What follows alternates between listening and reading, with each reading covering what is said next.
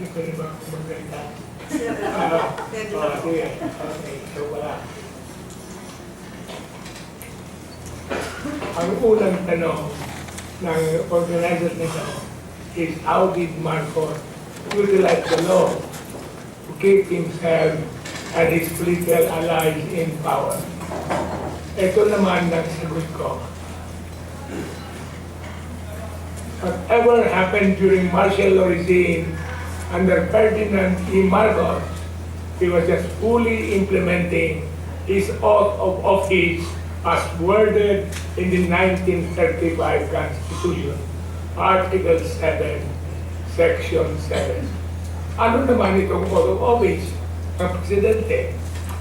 Ito na sinabi ni President Marcos, I do solemnly swear that I will faithfully and conscientiously fulfill my duties as President of the Philippines, preserve and defend its Constitution, execute its laws, do justice to every man, and consecrate myself to the service of the nation. So help me God. That is what President Marcos did during the time he was president. Why is the crafting of the legal structure that supported and in fact legitimized the Marcos dictatorship rarely discussed in public? Ito naman ang sagot ko. Because the discussion about the Marcos regime in public has been only to the extent that you justify your position as pro-Marcos and anti-Marcos. It's not the way the Third World Studies Center wants the debate to be objective. Namely, to be objective. Yun ang sagot. But the usual reason given by groups and individuals of being part of the Marcos regime is that they serve the dictatorship, believing that they can tamper the harsh blows of Marcos' iron fist. Ito naman ang sagot ko. I was never part of the Marcos regime. Nagtuturo lang ako sa law school. I'm giving body view about the same time. I was Executive Secretary of the Philippine Chamber of Industries. At the time that martial law is played, I succeeded the Rector of the Philippine Center, si Rizal Pascual, and later on, si Irene Cortez was Dean of the UP College of Law. I was never a part of the Marcos regime. Did the people in the judiciary and the legal profession then share the same view? Ganito, in a sense, the common view of persons like Rizal Pascual and Irene Cortez was that the time President Marcos became president until he was ousted as such by the people power. He was being president under the 1935 Constitution.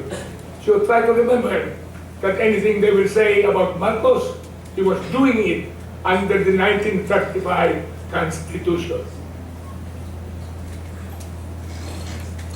What should the Supreme Court have done to stop the imposition of martial law? Ito naman ang sagot ko. The proper question is, what kind of a constitution should be implemented? Una, the Supreme Court only implements the President's Constitution, not any other constitution. If it's the 1935 Constitution, then whoever will be in the Supreme Court will not have to stop President Marcos from being a dictator. They will promulgate the decision that will be downloaded in the internet that dealt with DGR number L 6, September 17, 1974.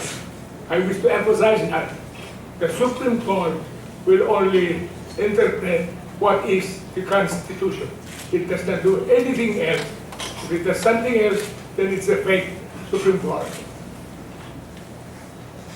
Within the context of the judiciary's nature and contemporary political culture, are there any chances for another Marcos Price and tailor-fit the Constitution to its needs and make lackeys out of the Supreme Court justices? Ito naman ang sagot ko. There will never be a Marcos again, but there may be because there is a Bongbong Marcos who is a senator of the Republic is implementing the following provisions, among others, in the Declaration of Principles. And what are they? Ito, ang saligang batas ngayon, 1987, and we owe it to that woman, si Palma, who was president. Civilian authorities at all times free for the military. The armed forces of the Philippines is the protectorate of the state, and its goal is to secure the sovereignty of the state and the integrity of the national territory. Ito na Section 4. The prime duty of government is to serve the people and protect the people. The government may call upon the people to defend the state, and the fulfillment of all citizens to be required under conditions provided by law to render personal, military, or civil service. Section 5. The maintenance of peace and order, the protection of life, liberty, and property, the promotion of general welfare are essential to the enjoyment of all the people, blessings of the democracy.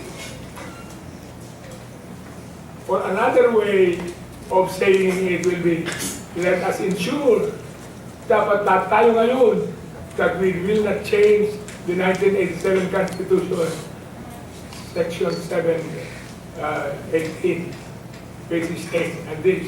I will read it to you slowly. The President shall be the Commander-in-Chief of all the armed forces of the Philippines. Whenever it becomes necessary, he may call out such armed forces to prevent and suppress lawless violence, invasion, and rebellion.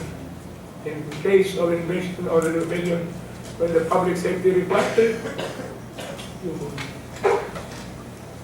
he may suspend for a period not exceeding 60 days, suspend the privilege of the right of habeas corpus, or place the Philippines or any part thereof under martial law.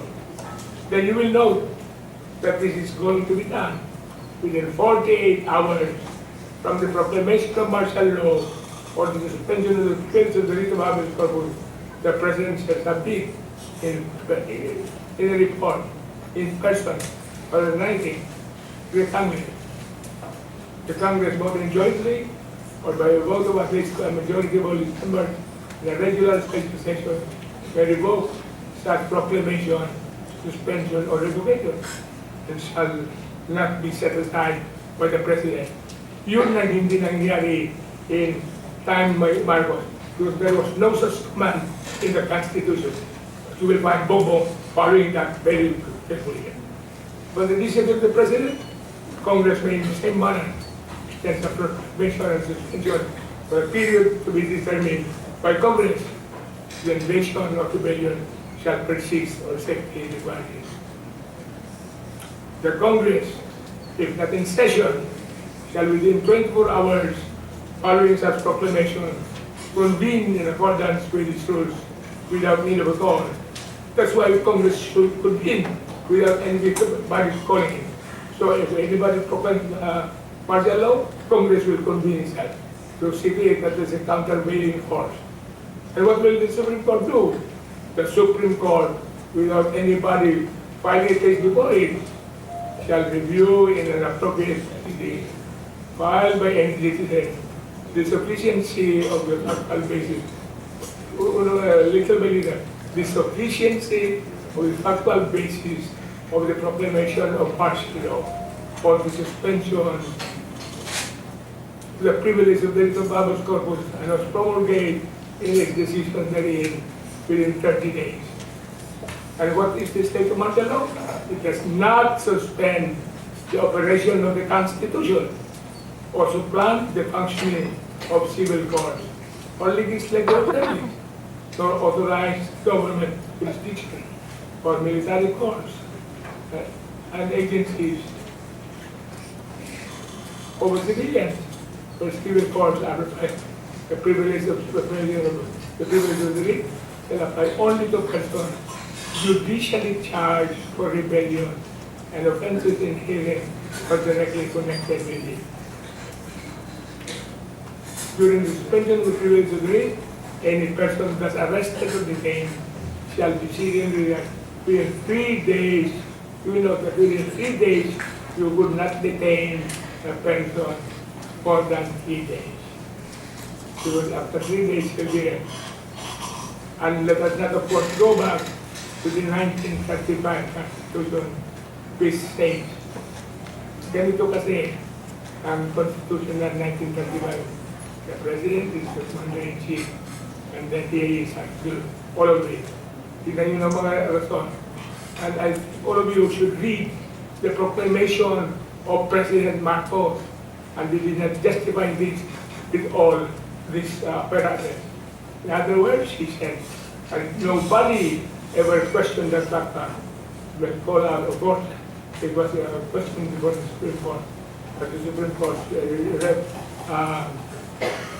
action on it is not the way you would have wanted it. Okay, the invention of the remedial, the public security budget, and they spend the privilege of the right to have it for the Philippines or any part of Denmark. Who were the members of the Supreme Court at the time? You know, when we are trying to think of what happened during the martial law regime, we should look at everything. Who was the president?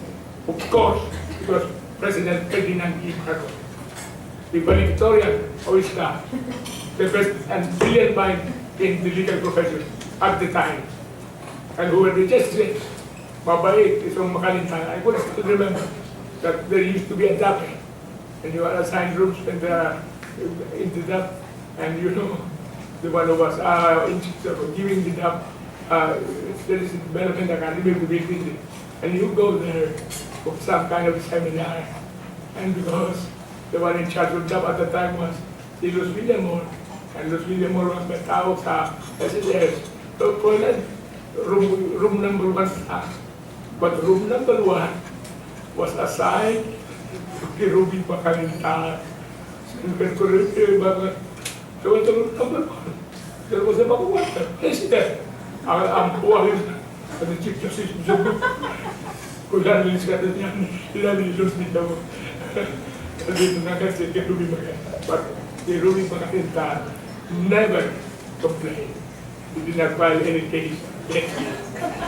Then I remember, itong Calixto Saldivar, father pala ni Nonas Saldivar. And of course, si Nonas Saldivar was a good friend of mine, and we were all at the UP.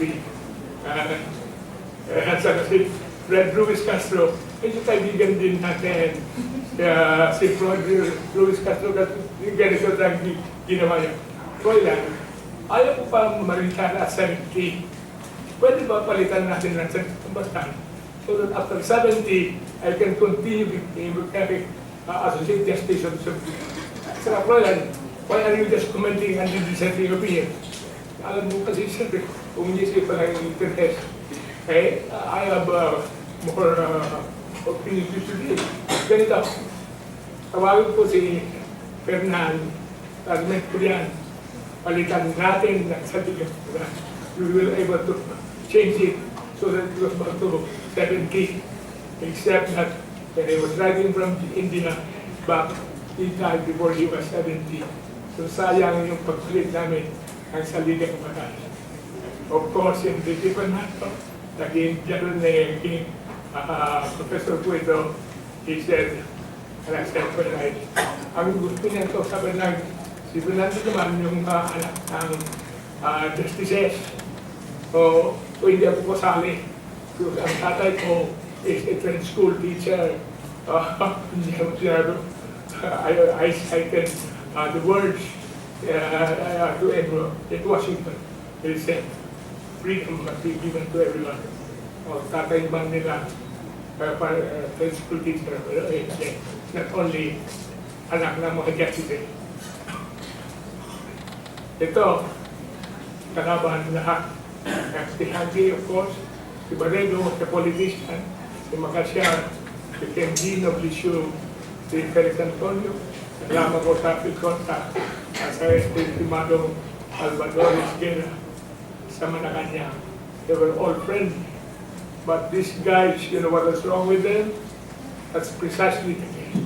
And who knows that unless the jurisprudence, following the American jurisprudence, this change that you find in that case of Tino versus that I brought it here in this cup. Unless that is changed in order to reflect whatever is said in the 1935, then who knows, there may be the Marcos Marin situation. Stanislaw Fernandez, thanks to the Studio Unis Palma, and to Professor Goss, the Ramon C. Aquino, who was so faithful to President Marcos. He was there at the time that he thought Marcos was being brought to Hawaii pala. Yeah.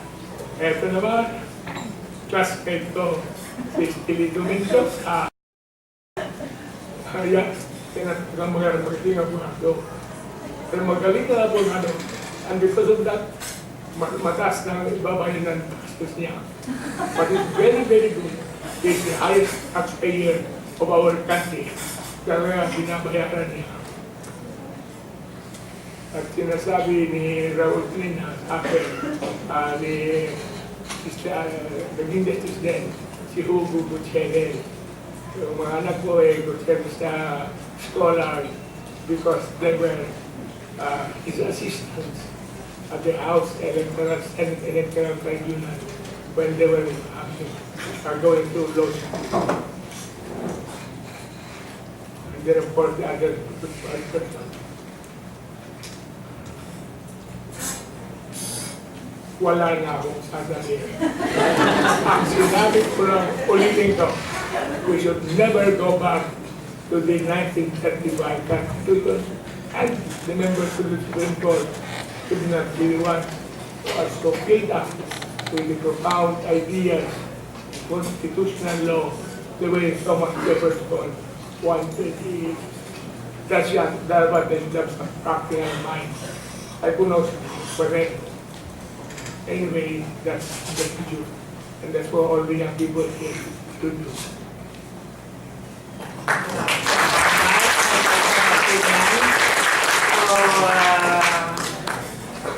Meron siyang iniwan sa payo. Huwag daw tayo babalik sa 1935 Constitution. So ngayon ay dumako na tayo kay Professor Pangalangan.